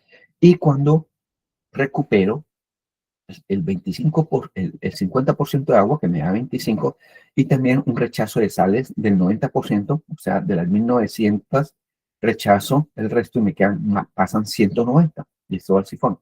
Después hago el balance de masa, sumando los flujos y tomando 50% de 100 ppm y 25% de 190, eso me da 50 más los 80 para 130 ppm de sales. Y al final obtengo que en este sistema de 2 etapas tengo una recuperación del 75% y unos sólidos rechazados del 87%, porque de 1000 obtuve 130 en pase, luego se rechazaron 870. Bien importante entonces manejar este balance. Luis Fernando, ¿te puedes quedar en la anterior un momentico, por favor? Sí. Sí, es que quería, esto es lo que nosotros tenemos acá en la planta. Nosotros tenemos 3 módulos, actúan en paralelo y cada módulo tiene 2 etapas. Y literalmente, como está contando Luis Fernando, es lo que nosotros hacemos. De la primera etapa nos sale 50, el 50 que es concentrado entra a la segunda etapa, de ahí nos salen 25 y esa es la producción que tenemos. Nosotros actualmente tenemos una capacidad o más bien, tenemos una alimentación de 120 porque son 40 metros cúbicos por hora que podemos alimentar a cada uno de los módulos que tenemos. Son 3, son 120, pero como tenemos una recuperación del 75%, pues lo que podemos producir son 90 metros cúbicos hora. Luis Fernando, es que yo me preguntaba que si la concentración a la salida, ¿por qué 130 si no debería ser más alta? Es que igual arriba tú tienes más, ¿no? Tienes 50, y abajo tienes 25, entonces se va a dividir, no va a salir más alta. Sí, mira, Gina, resulta que aquí es un ejemplo y habla 1000 ppm. Resulta que ustedes solamente TDS creo que tienen 100, no me acuerdo cuánto, pero vamos a ver que 100. Si ustedes tienen 100 aquí de TDS y las membranas que yo puse aquí, porque depende del número de membranas y del tipo de membrana para rechazo de sales a la temperatura que tengo, si fuera este mismo ejemplo, pues aquí tendría 10 ppm, ¿no? O sea, rechazo 90. Pero resulta que ustedes aquí pueden tener membranas para rechazar el 99% hoy en día. Este es un ejemplo. Entonces, si yo tengo 100 y rechazo 99%, 98%, aquí voy a tener 2 ppm. ¿De acuerdo? 2 ppm. Y luego aquí me pasarían las 100 por 2, 200 menos 2, entonces aquí me entrarían 198. Y 198, lo mismo, el 2% sería lo que pasaría acá. Entonces, esta cuenta es un ejemplo, ¿vale? Esto no, y uno la hace. Si usted abre su membrana le dice tal modelo con tal situación, rechazo de sales de tanto por ciento, y sobre eso el trabajo. Este es un ejemplo en donde hay alto pase de sales o bajo rechazo de sales. Pero hoy en día están del 98%. O sea, depende de su membrana y su arreglo para hacerlo. Bueno, también hay que tener en cuenta ese efecto de la difusión y ese efecto de la presión. La difusión, recuerda que es de la concentración y la temperatura. Cuando yo estoy al 50% de recuperación paso por paso, la concentración es baja. Entonces, yo puedo rechazar más. Esto es un ejemplo, pero revisemos el de ustedes. Tomémonos una sesión, ¿cierto? Puede ser la próxima semana y revisamos y hacemos todas estas cuentas para ustedes y hacemos el balance. Ustedes revísenlo y después me cuentan. Y vos misma lo puedes hacer, Gina, con César, con los Dari, lo pueden sacar y mirar cómo. Y uno tiene que bien planteado esto. Hay un punto que no está en la presentación, pero ya es un tema que se dice en las nuevas mejores prácticas, en donde uno por qué y cómo diseña esto para que le dé el mayor rechazo de sales. El mayor rechazo de sales lo obtengo trabajando con muy bajo flux, el más bajo flux posible.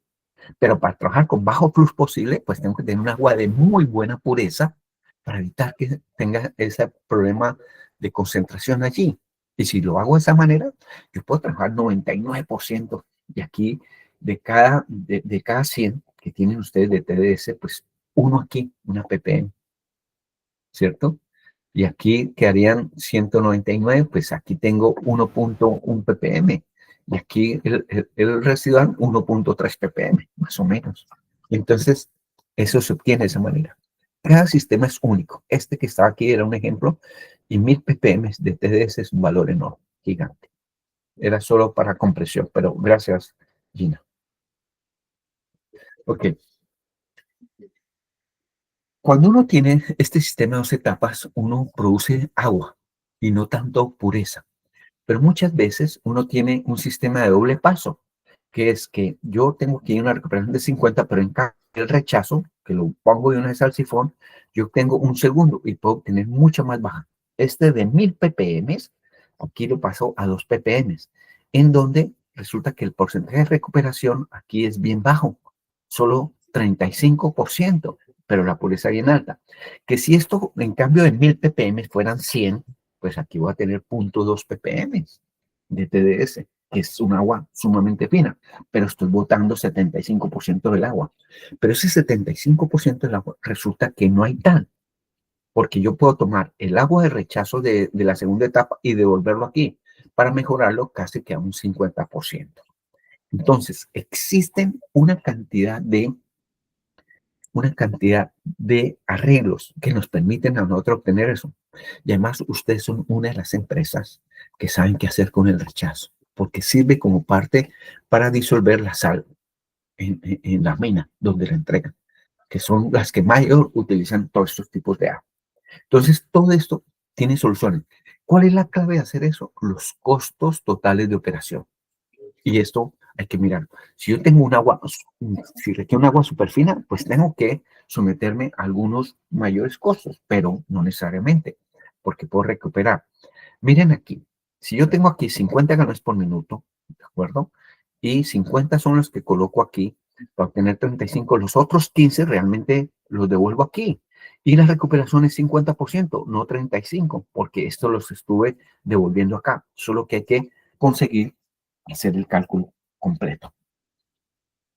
Bueno, las plantas de generación para una de 100 galones por minuto, esta es más o menos, son 500 metros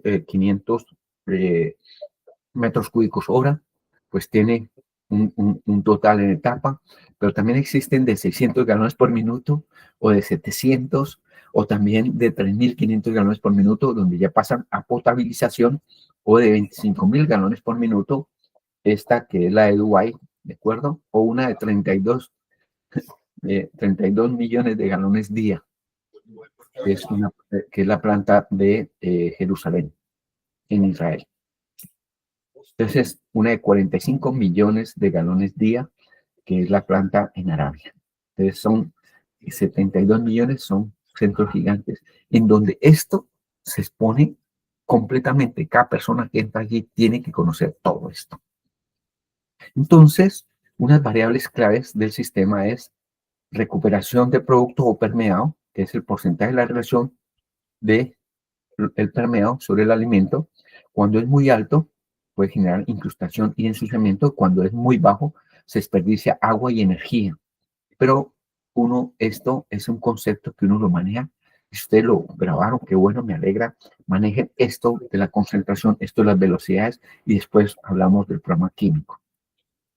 La velocidad de flujo, cantidad de agua que fluye a través de un pie cuadrado, eso es conocido como flux. Muy alto, ensuciamiento; muy bajo, pérdida de inversión de capital, número de membranas, etcétera. Lo que les decía con la parte de la gasolina, cuando uno va en Bogotá, la gasolina, el 20-25% se consume más parado que andando. El flujo de rechazo, flujo de agua que pasó a través de la membrana, muy alto, se desperdicia agua, energía, etcétera, etcétera; muy bajo, ensuciamiento.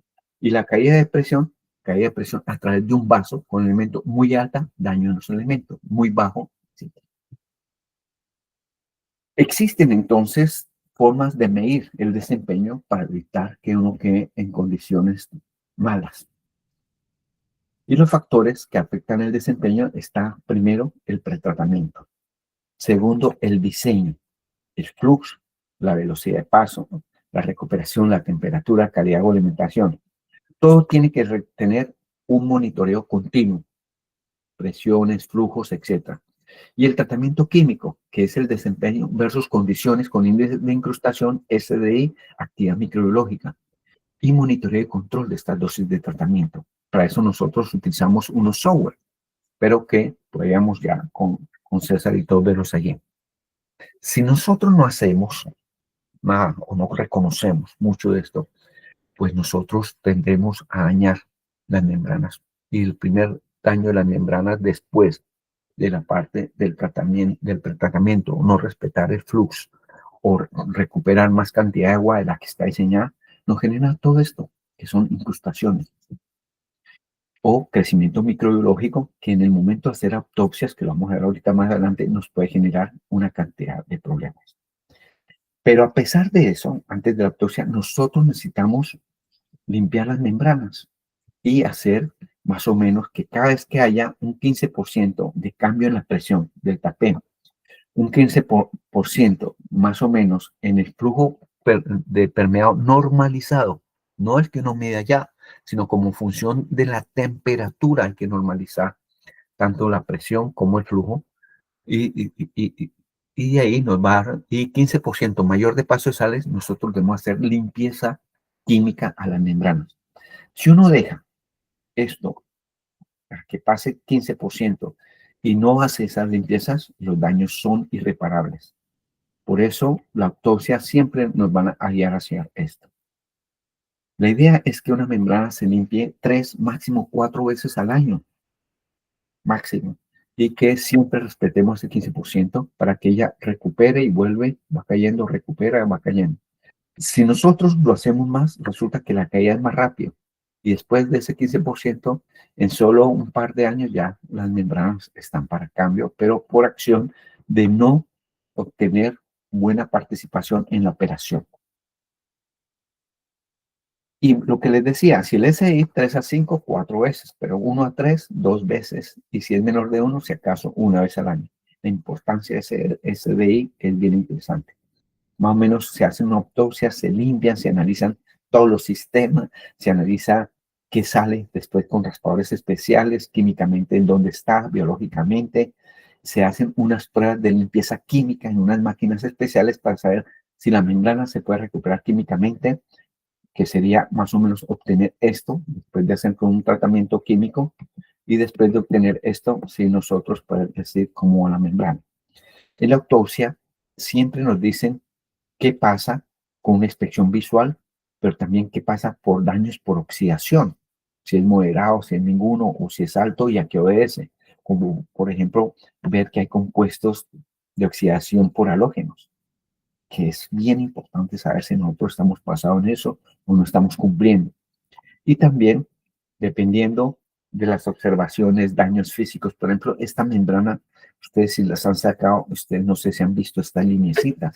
Si ustedes han visto esto, este escapecito acá, si ustedes han visto esta coloración, si ustedes han visto bien que el cilindro es completo, que no está rayado, eso ya dice bastante para hacer una cantidad de interpretaciones y poder nosotros decir sí con 1, 3 o 4 procesos de limpiezas químicas que obtenemos nosotros de cada uno de ellos y poder formular la limpieza química efectiva a una condición. Siempre se pide que después de 5 años de tener osmosis se mande una membrana a este análisis para tener la mejor respuesta y estado como las mejores prácticas. Bueno, hasta aquí tengo esta presentación, pero vale la pena aplicarla a lo que decía Gina. Si nosotros queremos mirar el balance, miremoslo, porque hace parte importantísima. Ahora sí, de lo visto aquí, ¿cómo podemos nosotros implementarlo? Porque para este es el sentido de este tipo de presentación. ¿Qué hacemos nosotros para mejorar? ¿Cómo más nos llevamos? Los productos que nosotros utilizamos para todos estos programas de tratamiento son de nuestra marca Permacare, que es, por eso se llaman PC56, PC38, etc. Entonces, no sé si tienen más preguntas, comentarios.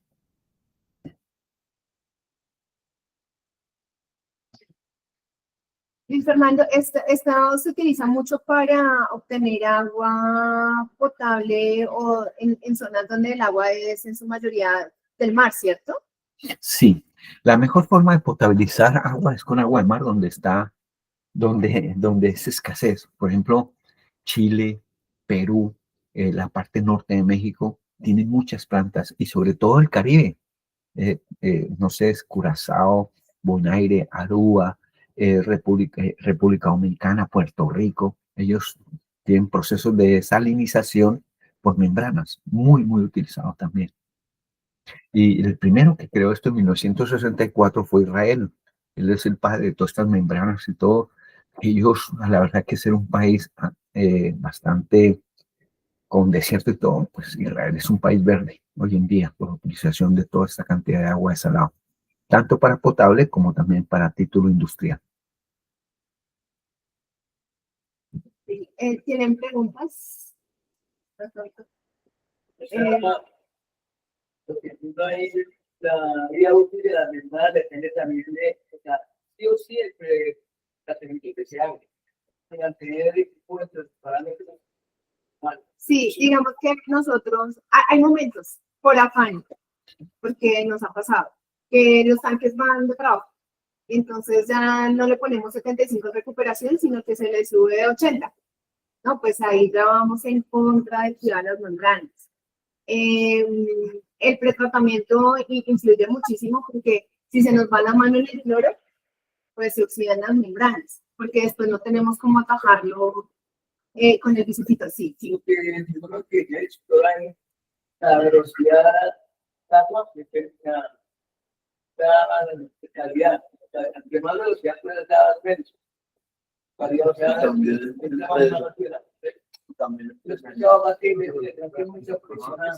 Sí, era lo que decía con el porcentaje de recuperación. Nosotros nuestra operación, ¿cierto? Nosotros podemos allá y decirle cuánto nos recupera. ¿Sí?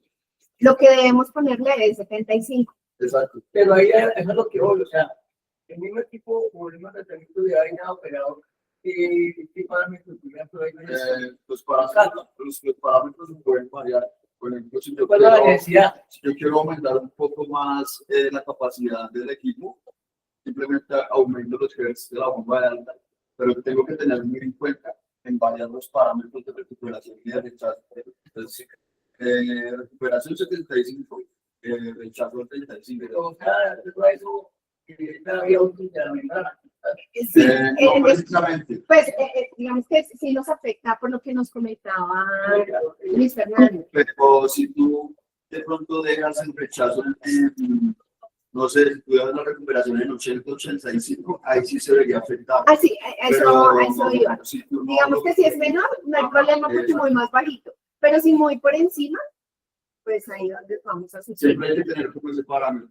Para hacer un 75, el balance y el rechazo 25. Igual cuando se va ensuciando y se va tapando, nosotros vamos mirando el delta P, ¿sí?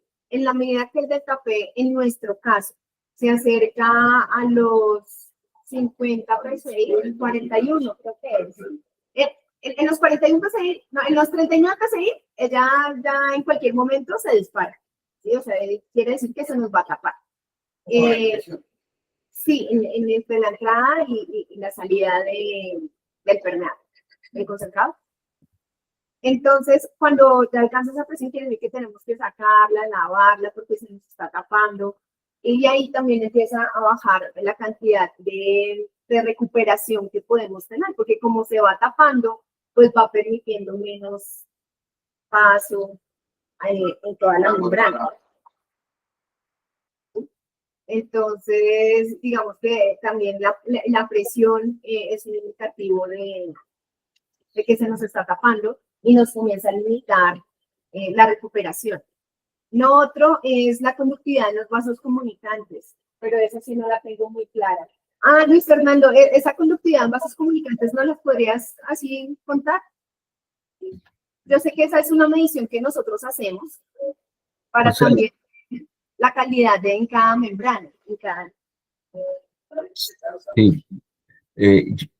Nosotros tenemos una presentación también sobre esta parte, ¿no? Y el proving, ¿de acuerdo? El proving es algo bien importante para saber en dónde hay fallas dentro de la membrana.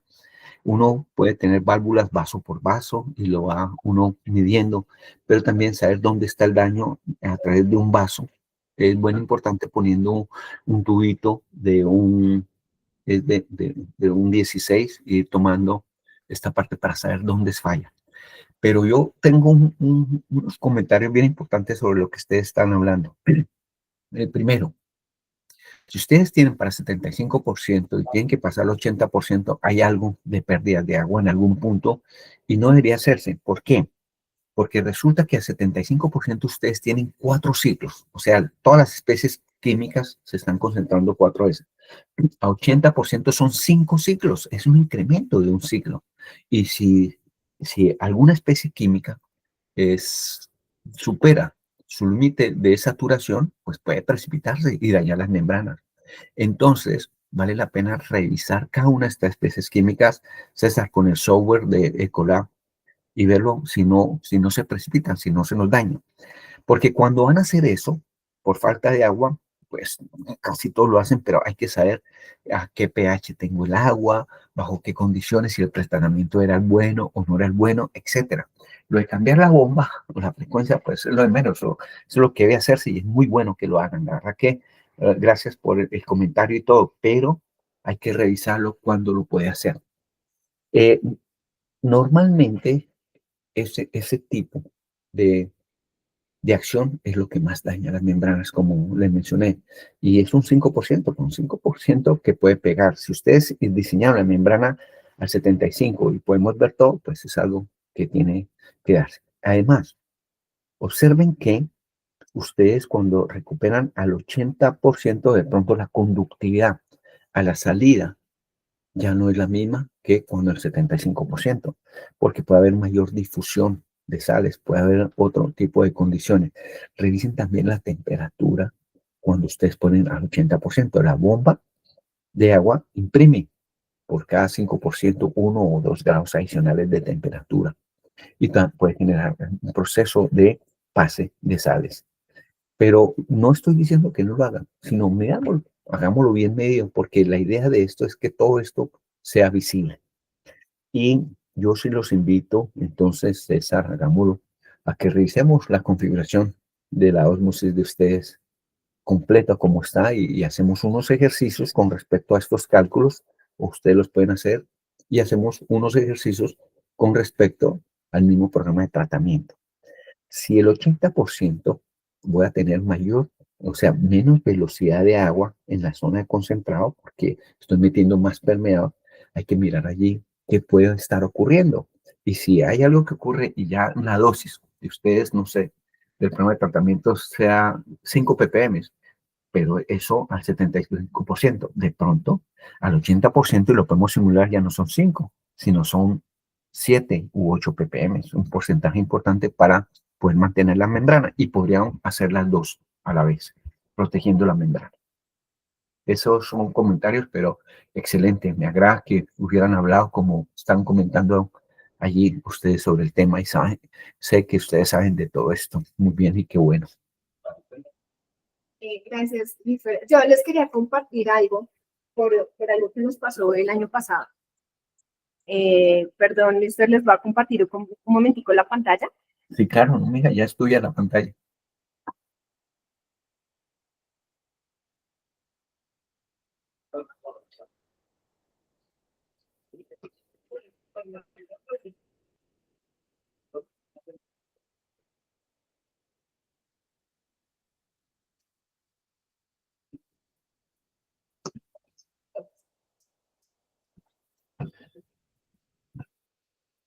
A ver si las tengo acá. Bueno, uno, filtros cartucho. Sí, está muy gris, ¿verdad? Sí. Entonces, eso los tenemos que cambiar más o menos entre cada 10 a cada 15 días. Esta es la primera, son de una micra y es la primera retención que hay de todo el material que va a entrar a la osmosis, ¿sí? Cuando nosotros tuvimos la contingencia de agua, estuvimos cambiando estos filtros cada 4 horas, cada 2 horas. Cuando tuvimos la contingencia, esto era lo único que era capaz de filtrar todo lo que nos estaba llegando, porque teníamos mucho material coloide, los filtros de antracita, ceolita, nada. O sea, el agua en muy malas condiciones. Estos filtros cada 4 horas y Brinza sobrevivió porque teníamos osmosis inversa. ¿Sí? Eso hizo que fuera muy evidente la necesidad de tener otro tipo de filtración y por eso ahora se viene la UF. Lo otro que les voy a mostrar.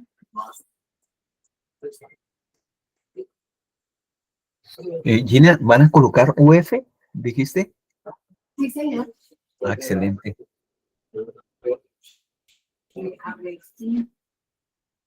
Los filtros se pueden cambiar, o sea, pueden recuperar de No, sí. Ya No, se van. solamente son recuperables o lavables cuando es por hierro, pero ustedes tienen aquí un problema cuando ese color negruzco puede ser que se le está erosionando el carbón, ¿cierto? La antracita o carbón activado y está llegando ahí al filtro. Entonces ahí ya es para botar, para reemplazar. Bueno, ahorita voy a mirar si las encontré, las mostraron muchachos, que no las encontré, es que teníamos unas fotos del año pasado para mostrarles cómo toda la contingencia que tuvimos, pero no las tengo por acá como a la mano.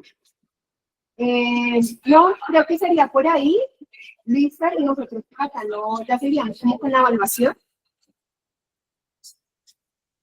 Sí, Gina, excelente. Si ustedes hacen algo y quieren que hablemos a distancia, yo, por ejemplo, estoy ahorita en México, me quedo aquí, bueno, voy la próxima semana para Orlando, Estados Unidos, por un seminario que hay allí de Current World, pero igual podemos nosotros, yo les doy los tiempos y seguimos hablando y en 30 minutos podemos revisar si ustedes hacen los cálculos con César y con Luz Dari, cuadran y miramos para que nosotros podamos ayudarlos desde acá con esto. Porque esa es la idea de este tipo de presentaciones, ¿no? Cosas que ustedes ya conocen y saben, ponerlas un poquito más sobre el criterio de cómo se hacen en las otras partes, cómo seguir unas prácticas importantes y de ahí que se puede actuar para mejorar el proceso de usted y sobre todo corregir los costos totales de operación, que es lo que paga este tipo de presentaciones. Listo, Luis Fernando, muchísimas gracias. Entonces voy a detener la grabación